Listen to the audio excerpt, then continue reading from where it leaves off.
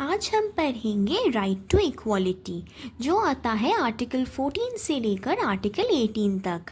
यानी समानता का जो अधिकार है वो हम पढ़ते हैं अनुच्छेद 14 से लेकर 18 तक। अनुच्छेद 14 से लेकर 18 तक हम पढ़ेंगे राइट टू इक्वालिटी के बारे में। और क्वेश्चन आपसे पूछा जा सकता है कि अनुच्छेद कितना से लेकर कितना तक राइट टू इक्वालिटी में आता है, या फिर ऐसे भी पूछा जा सकता है कि कितने सारे अनुच्छेद हैं जिनमें हम राइट टू इक्वालिटी के बारे में बात करते हैं। तो देखिए 14 से लेकर 18 यानी 5 अनुच्छेद, 5 आर्टिकल्स ऐसे हैं जिसमें हम राइट टू इक्वालिटी के बारे में कहते हैं।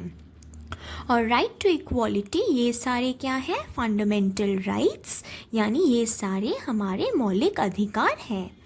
अब हम एक एक आर्टिकल यानी एक एक अनुच्छेद के बारे में पढ़ने वाले हैं। आर्टिकल 14 अनुच्छेद 14 में क्या कहा गया है? इक्वालिटी बिफोर लॉ और protection of law. Equality before law यानी लॉ मतलब कानून, तो कानून के सामने हर किसी को हम समान नज़र से देखेंगे, यानी किसी में हम भेदभाव नहीं करेंगे। तो इक्वालिटी बिफोर लॉ मतलब आप जो भी धर्म के हो, वंश के हो, जाति के हो, आप सभी को समान नज़रों से देखा जाएगा, कानूनी नज़रों से। और ये हमने कहाँ से लिया है? ब्रिटेन से लिया है। यानी ये कॉन्सेप्ट इक्वालिटी बिफोर लॉ, ये आइडिया, ये भावना को हमने लिया है ब्रिटेन से। और प्रोटेक्शन ऑफ लॉ यानी कानून को सुरक्षा रखना, ये हमने लिया है यूनाइटेड स्टेट्स ऑफ अमेरिका से।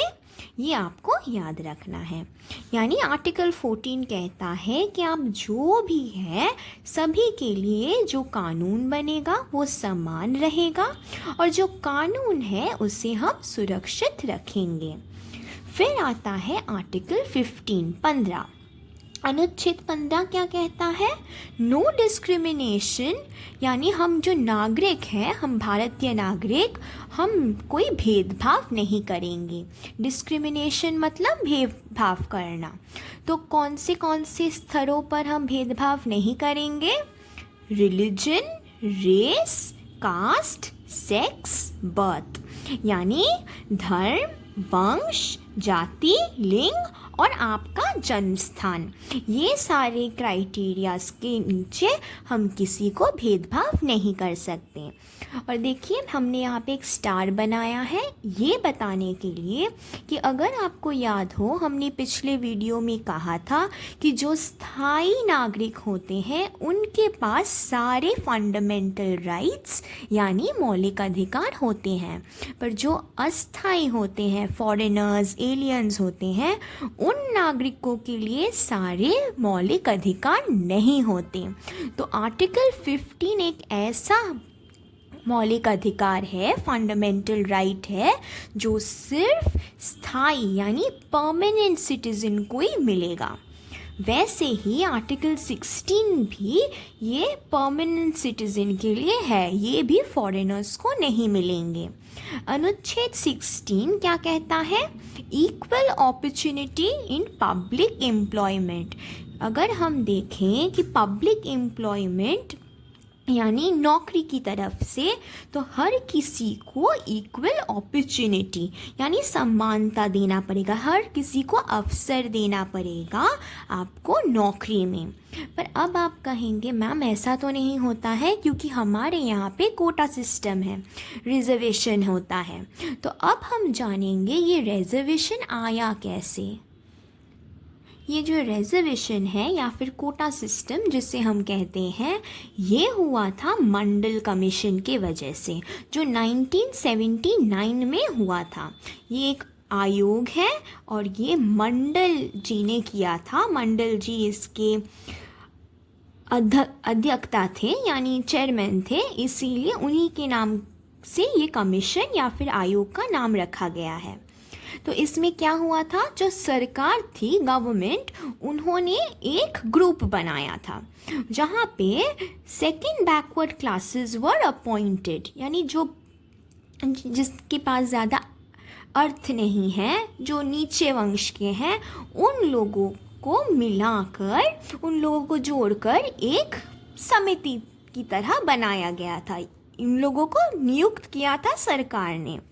फिर उन्हें कहा गया कि investigate the conditions of the backward classes and suggest measures, यानी उन लोगों को सरकार ने नियुक्त किया और कहा कि जाओ जाके देखो कि जिन लोगों को ये आर्थिक सुविधा नहीं है, जो आर्थिक रूप से कमज़ोर हैं, उन लोगों को तुम इन्वेस्टिगेट करो, यानी जांच करो, और जांच करने के बाद उन लोग की कंडीशन बताओ, यानी उन लोग की स्थिति कैसी है।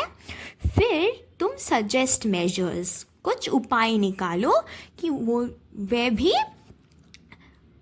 अच्छे से अपने जीवन जी सकें।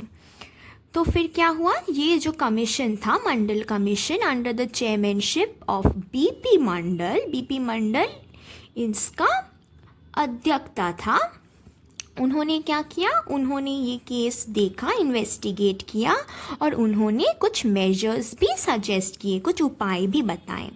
तो 1980 में रिपोर्ट्स वर सबमिटेड। बीपी मंडल ने क्या किया, केस को जांचा और फिर एक रिपोर्ट बनाया और फिर सरकार को उन्होंने दे दिया।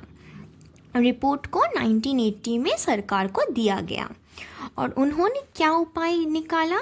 सजेशन था कि 27% रिजर्वेशन ओबीसी को मिलेगा गवर्नमेंट जॉब्स में, यानी सरकारी नौकरी में 27 आरक्षण लोग ओबीसी के होंगे, ये था उपाय। पर जब उन्होंने बीपी मंडल ने इसे गवर्नमेंट को दिया, सरकार को दिया, ये तभी लागू नहीं हुआ। ये लागू कब हुआ, 10 साल बाद, जब वीपी सिंह गवर्नमेंट बने, सरकार बने, तब उन्होंने इसे लागू किया, उन्होंने इस प्रस्ताव को माना। फिर जब 103rd अमेंडमेंट एक्ट, यानी 103rd संशोधन अभियान जब हुआ, अधिनियम जब हुआ 2019 में, तब इसको यानी 27% रिजर्वेशन को घटाकर 10% कोटा में किया गया। यानी पहले 27% रिजर्वेशन हुआ करता था, फिर उसे घटाकर हमने 10% कर दिया। और ये पहले था सिर्फ ओबीसी के लिए, अदर बैकवर्ड क्लासेस, पर अभी हम इकोनॉमिक वीकर सेक्शन के बारे में पढ़ते हैं। यानी ये जो 10% है, इसमें SC, ST, OBC सारे आएंगे, यानी आर्थिक रूप से जो भी कमज़ोर है सारे आएंगे, और वो होगा कितना, 10%। ब्रिटिश आने से पहले हमारे देश में, भारत में बहुत जातवेद हुआ करता था, क्योंकि हमारे यहाँ ब्राह्मण थे, क्षत्रिय थे, वैश्य थे, शूद्र थे, और शूद्र सबसे नीच थे। उन लोगों के ऊपर अनटचेबिलिटी प्रयोग होता था, क्योंकि जो ब्राह्मण थे वो शूद्र लोग को देख नहीं पाते थे। वहाँ पे अनटचेबिलिटी यानी अस्पृश्यता हुआ करता था। इसीलिए आर्टिकल 17 यानी अनुच्छेद 17 ये कहता है कि ये जो अनटचेबिलिटी जो हुआ करता था वो इज़ फोरबिडन। तो अब भी हम अनटचेबिलिटी इसे नहीं कर सकते। आप किसी को नहीं कह सकते कि इसे मत छुओ, ये नीच है। तो हम इसी के विरुद्ध जाते हैं आर्टिकल 17 में। अनटचेबिलिटी अगर अभी आप करें तो आपको कानूनी नज़रों से बाय लॉ पनिश किया जा सकता है, यानी आपको दंड दिया जा सकता है अगर आप अस्पृश्यता को प्रैक्टिस करें। और आपको ये बात याद रखनी है कि हमारा जो कॉन्स्टिट्यूशन है, हमारा जो संविधान है, इसमें ये शब्द अनटचेबिलिटी या फिर अस्पृश्यता को हमने डिफाइन नहीं किया। यानी इसका अर्थ क्या है, इसको हमने अच्छे तरीके से परिभाषित नहीं किया है, पर हमने ये कहा है कि अगर आप इसको करें तो फिर आपको दंड दिया जाएगा, ये एक अपराध है। और जो आखिरी आर्टिकल है, आर्टिकल 18 हमारे राइट टू इक्वालिटी में, वो है अनुच्छेद 18। ये क्या कहता है? अबॉलिशन ऑफ टाइटल्स, यानी आप कोई भी उपाधि नहीं ले सकते। No titles without consent of president from foreign state, यानी विदेश से आप कोई भी उपाधि नहीं ले सकते, जैसे कि सर, इस तरह का आप उपाधि नहीं ले सकते। Without the consent of the president, अगर जो राष्ट्रपति है, प्रेसिडेंट है, उनके कंसेंट के बिना, उनके सहमति के बिना आप कोई भी उपाधि फॉरेन से नहीं ले सकते। आप कौन से उपाधि ले सकते हैं? एडुकेशनल टाइटल्स ले सकते हैं, यानी अगर डॉक्टरेट, इस तरह का आप टाइटल्स ले सकते हैं जो शिक्षा से संबंधित हो। फिर आता है नेशनल अवार्ड्स, अगर कोई राष्ट्रीय पुरस्कार हो जैसे कि भारत रत्न, तो आप वो उपाधि रख सकते हैं। और मिलिट्री टाइटल, जैसे कि हम कहते हैं कमांडर, फिर सर्जेंट, इस तरह के सैन्य उपाधि आप रख सकते हैं। तो इसके साथ हम राइट टू इक्वालिटी, समानता का जो भी राइट्स है, अधिकार है, हम समाप्त करते हैं। अगर आपको कोई डाउट हो तो आप कमेंट सेशन में ज़रूर पूछिएगा। अगले वीडियो में हम आर्टिकल 19 से लेके 30 तक पढ़ेंगे। तो नेक्स्ट वीडियो आने तक टाटा।